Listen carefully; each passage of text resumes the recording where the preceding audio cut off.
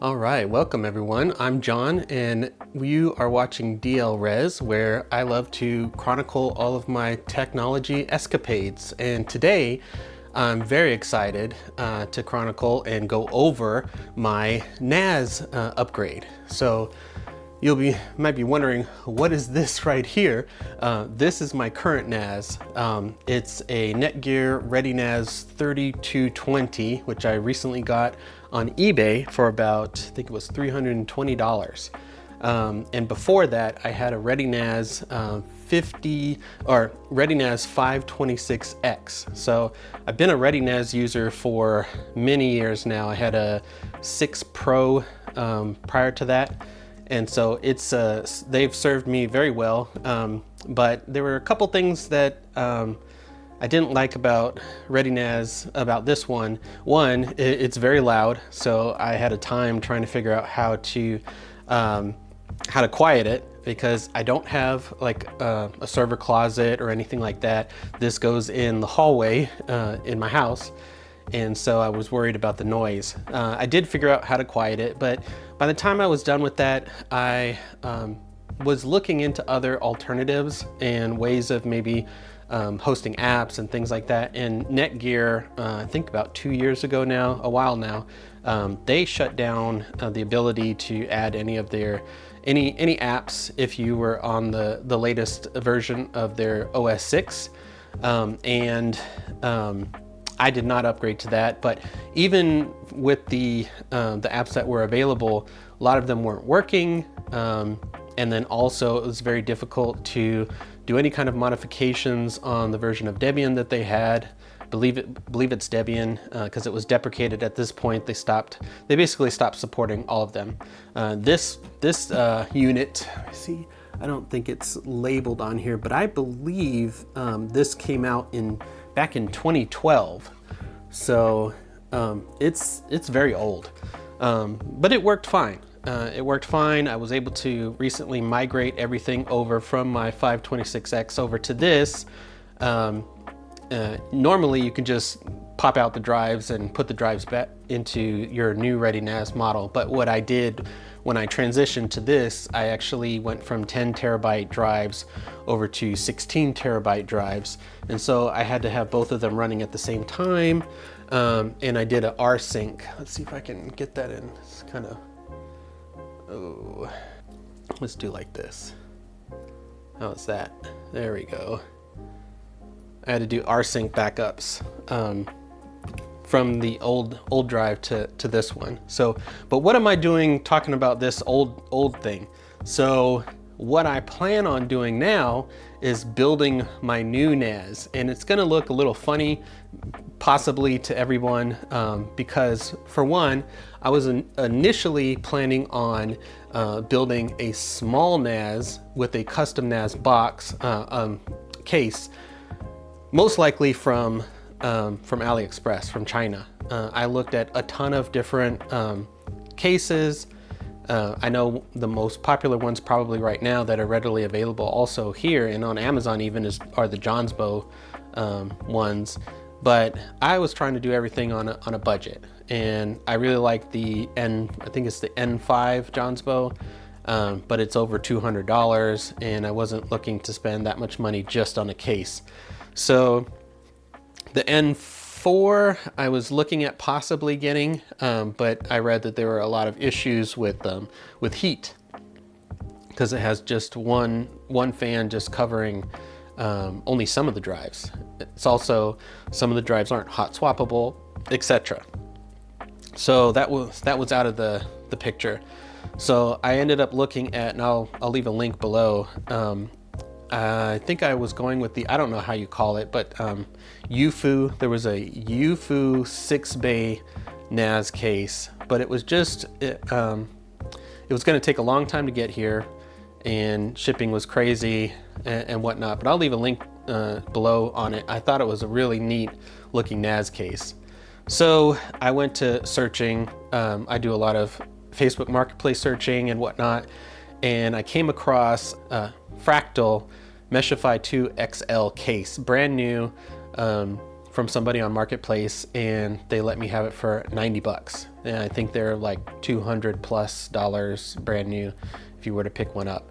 So what's going to look a little odd with this build is that I have a micro ATX board, because everything I was planning to build with was going to fit in this small UFU 6-bay NAS case that needed a micro ATX board.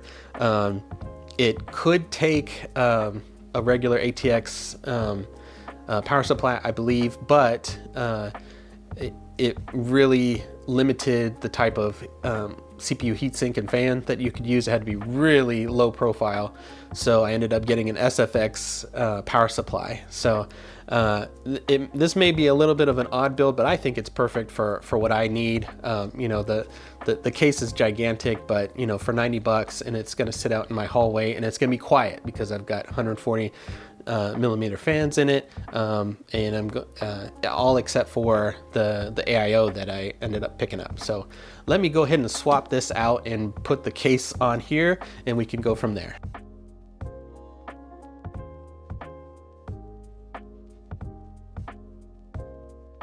All right, guys, so here is the ginormous Fractal Meshify 2 XL. It's bigger than my gaming rig, which is a mid tower or full tower.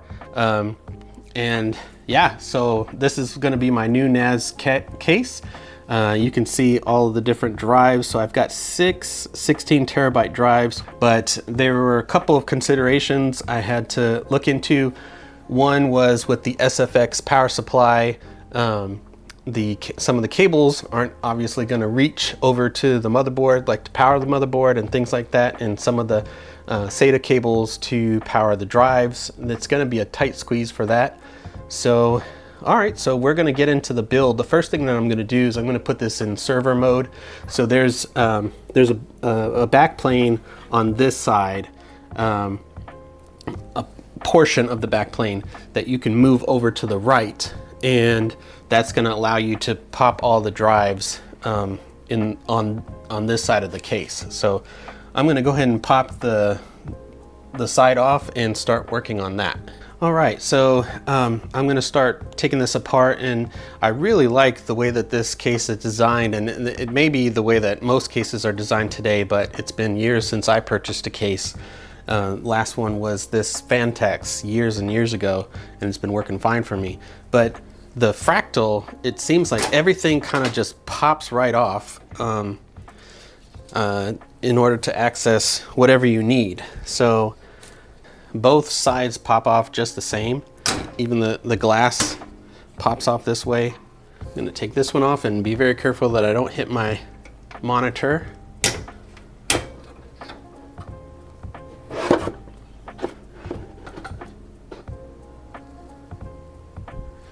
The box of hardware. So let me angle this a little bit differently. Now like this, it's really light. All right, so I believe the way that you have to do this is you have to take more of this off. There's a ton of things to take apart. I believe there are some screws on this side actually, so I'm going to move it again. All right, so from the looks of it, it looks like this actual whole entire piece comes off. May have to pull this out first. There we go. All right, so it looks like a couple of screws here need to be removed, so I'll work on that. You know, nowadays it's very difficult to find a case that will even house 2 3.5-inch drives, let alone 6.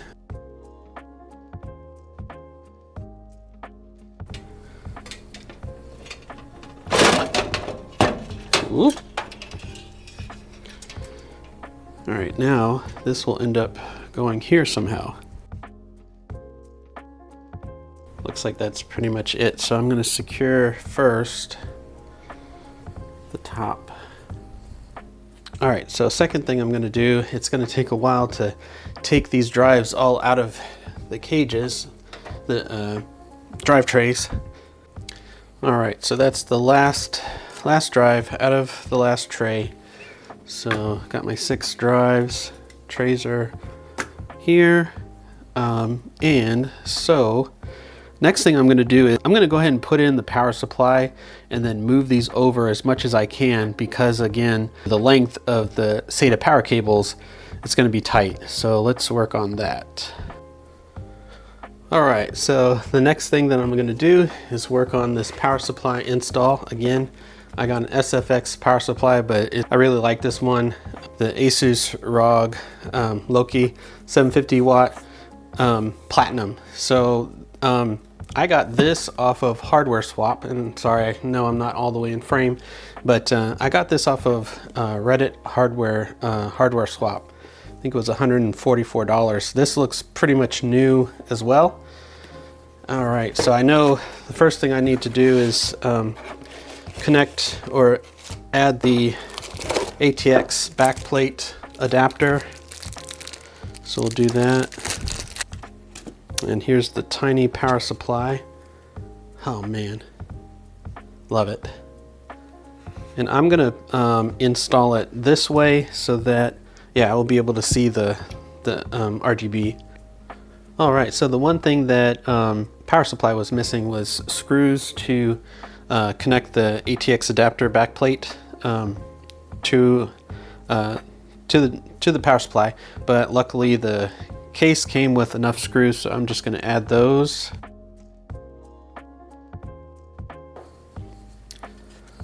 All right, so there's the adapter plate installed. So now take the case plate off. All right, so there's the back plate or adapter for the case. So we'll pop this in. All right, so now I can see how much clearance I'm going to need. And you can see here how this is definitely not going to reach, but I've got an extension. All right, now I can work on shifting these over. All right, that's as far as they're going to move. All right, so here's the 2 additional ones. All right, so quick update. I did find one small problem where these can only slide in a certain way. And there's a little lip right here. You can't see it, but there's a little lip in the case that's going to keep me from being able to slide in this this first drive. So I need to move these back over, put them in, and then move them again.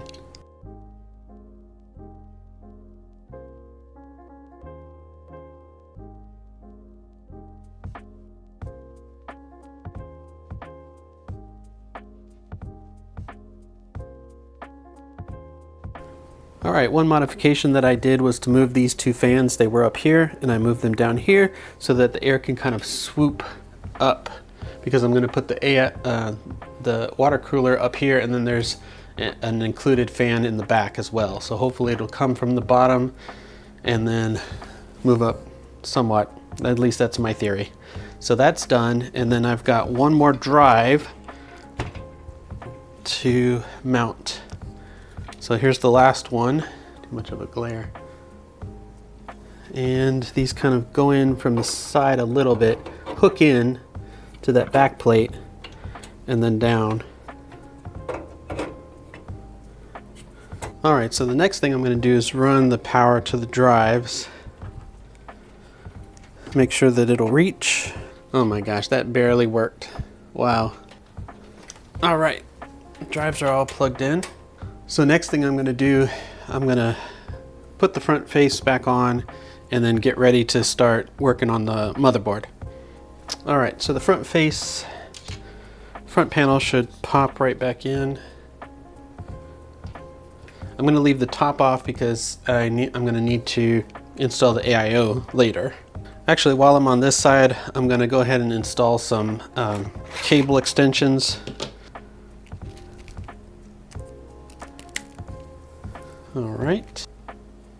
All right, so now onto the motherboard and other components. So what I have here is a Aorus B560M Elite motherboard, and I actually got this all the way from China.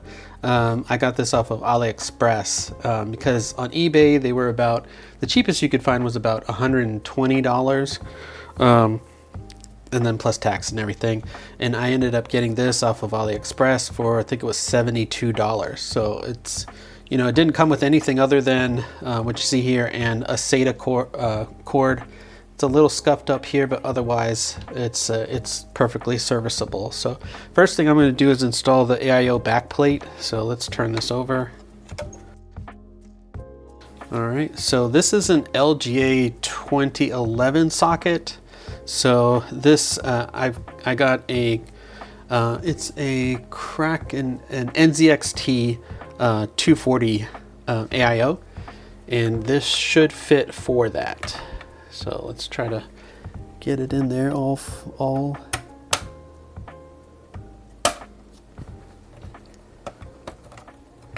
There we go. Back around. Put the standoffs on.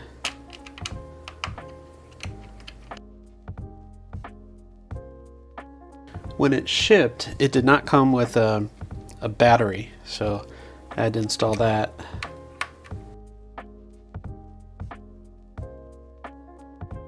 All right, so let's see.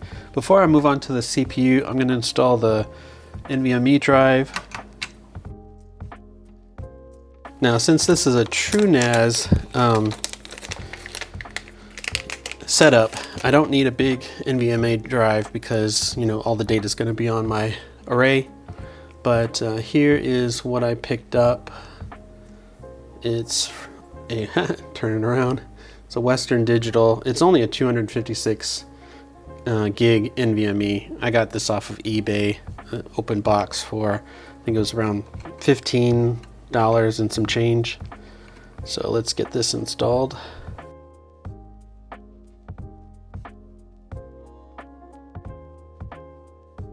Love NVMe drives. No power, separate power cable required.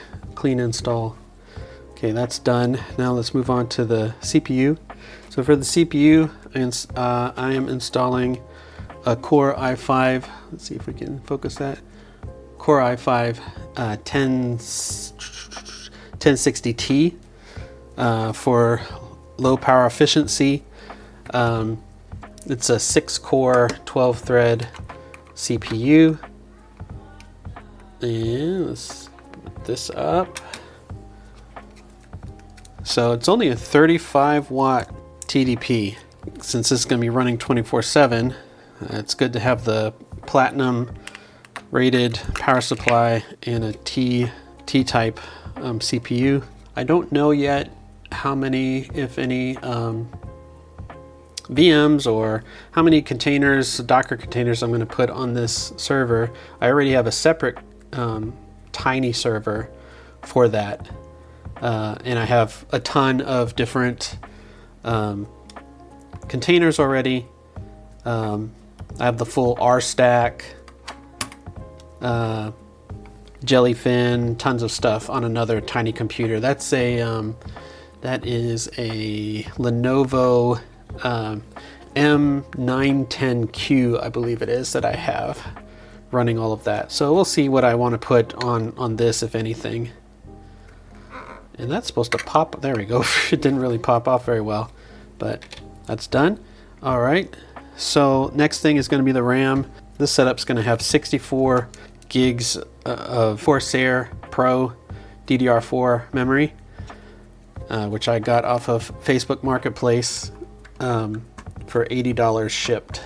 So I'll usually go into Facebook Marketplace and look for people selling what I'm looking for, but I'll look all over the country and just keep moving where I'm trying to look for until I find something, and I'll ask them, hey, will you ship?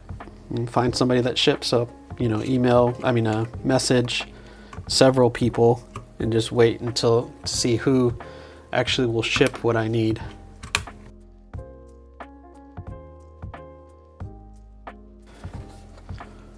All right, so the next thing I'm going to do is install, or at least prep the AIO water cooler.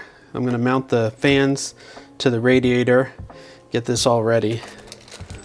Don't need this, that's the AM4 socket adapter. So let's take everything out. I got this off of eBay. I think it was, gosh, 50 something dollars, open box. All right, so I'm just assembling the radiator AIO. And you're probably thinking this is way overkill for what this guy needs for the CPU, and you're absolutely right. I was looking at other options, but this one, it's going to future-proof it in case I get a beefier CPU, decide to do more containers and VMs on it, and it was a good price, so I think I'm happy with this option.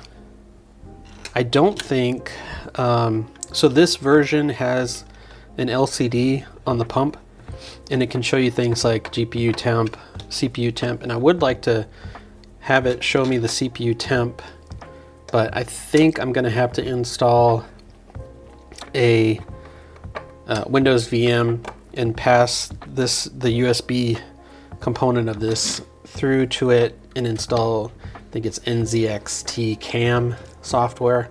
I believe that's required in order for it to pull or show the CPU temp. So I may have to do that. All right, so now we're gonna pop in the AIO.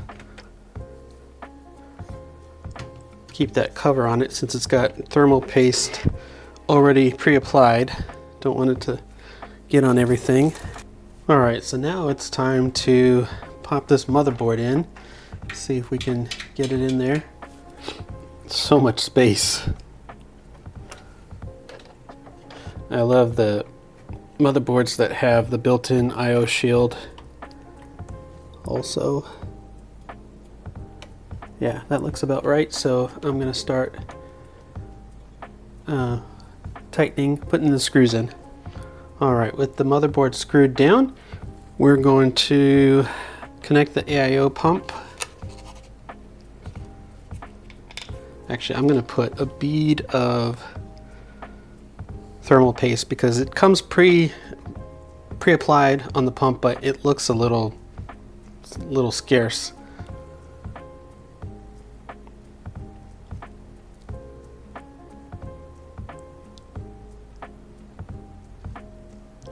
Just a little bit. Now the AIO pump, it defaults to a certain orientation. So I will probably need to at least temporarily install that VM I was talking about. And this is almost all the parts. I've got to cable up the SATA, all the SATA connectors to the drives,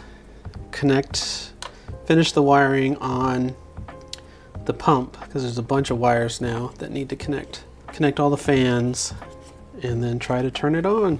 All in all, not counting the SATA connector cable that I had to buy, or I already had the motherboard cables and some other cables. The main components minus the hard drives was about $500 and something, not counting the drives, because the drives were coming from my other NAS. And my previous NAS, even though it was a Ready NAS with its own Netgear Ready NAS OS, I had previously kind of modded that, installed my own SATA drive, SSD drive, because it didn't have an NVMe slot. Installed my own SSD drive and installed TrueNAS on that. So that's why this migration to this setup's going to be easy, because it's already the drives are already part of a VDEV. All right, so before we turn this back over and connect the rest of the cables, we're going to connect this 6 SATA data cable connectors to the motherboard, and then also we'll connect the data cable and power cable to the AIO pump. Now, as far as I understand, TrueNAS does not care what order your drives are in if you're moving, so you can move them and not have to worry about what order they were in previously.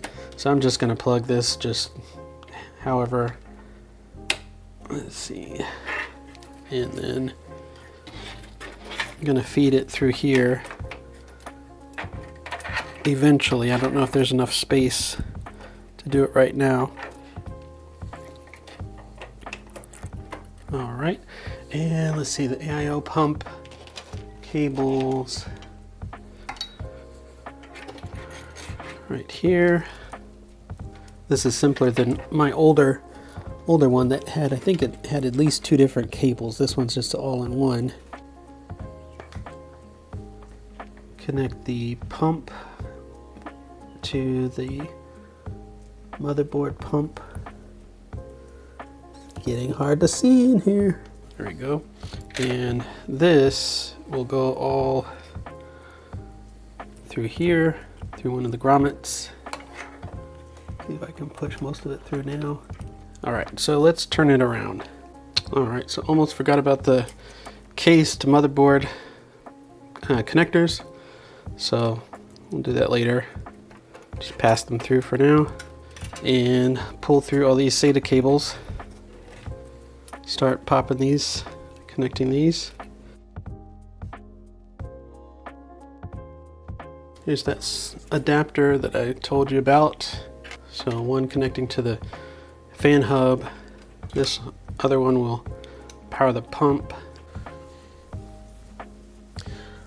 All right, so here you have it. This is almost the finished product. A couple of things that I want to mention. I did have to move my NVMe drive from this top M.2 slot down here. I couldn't figure out when I tried to boot it that it would not recognize my NVMe drive. And I did some research and found out that this top slot is only if you have 11th gen Intel processors. This is not. This is a 10th gen i5. So popped it down here and it booted up with no issues. The other thing I had to do was just make a slight adjustment on the AIO pump. You'll see, well, you would have seen that the pump was just slightly rotated the wrong way. So I went ahead and fixed that. I'm still gonna have to log into or create a VM to adjust it because it needs to be rotated another 90 degrees. But otherwise it's working. And the other thing, one thing I don't like about this case is that the paint chips very easily. So I'm gonna have to go over it with some type of, I don't know, touch-up paint or something. But just from flipping it back and forth on my desk, and I have a mat here, and it has chipped quite a bit. So that's pretty much it. So there's 2 other things I need to do. I need to install the dust cover and panel, so I'm gonna do that. Top cover. See if I can get it to, yeah, there, focus. Another thing I noticed is that this case has no hard drive LED. All right, and the side panel glass. So one last thing I can do with this, the all satisfying. The other side was already taken off.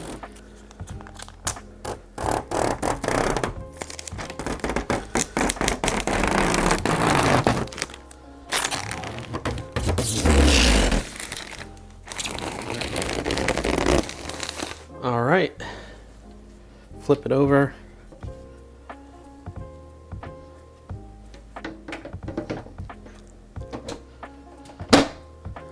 And we are done. So what I'll do is just turn it on. You can see it lit up.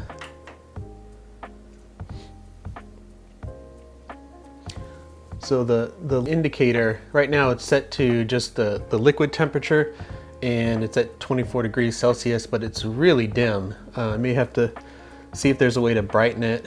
But there's the light from the power supply and the RAM. You know, I at first I didn't really want to get RAM with lights. I'm trying to keep this as low power as possible.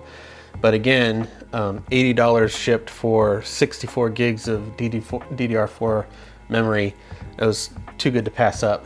So this was a really fun build. Really enjoyed it. It booted up pretty much you know, right away with only minor hiccups. And what I'm going to do is go into TrueNAS and show that a bit. All right, so here is the NAS booted up, TrueNAS, and logging right in, and everything looks great. So I've got the 12 threads. I don't know why TrueNAS doesn't show cores and threads separately, but it shows 12 cores when it's really 6 cores and 12 threads. And it shows my CPU usage because I don't have anything really running right now, and 64 gigs of memory. Yeah, and my existing pool came up no problem. So yeah, it's everything looks great. All right, so let's take a look at the power draw from the wall. I've got a smart plug power meter connected to the NAS, so we'll pull it up here.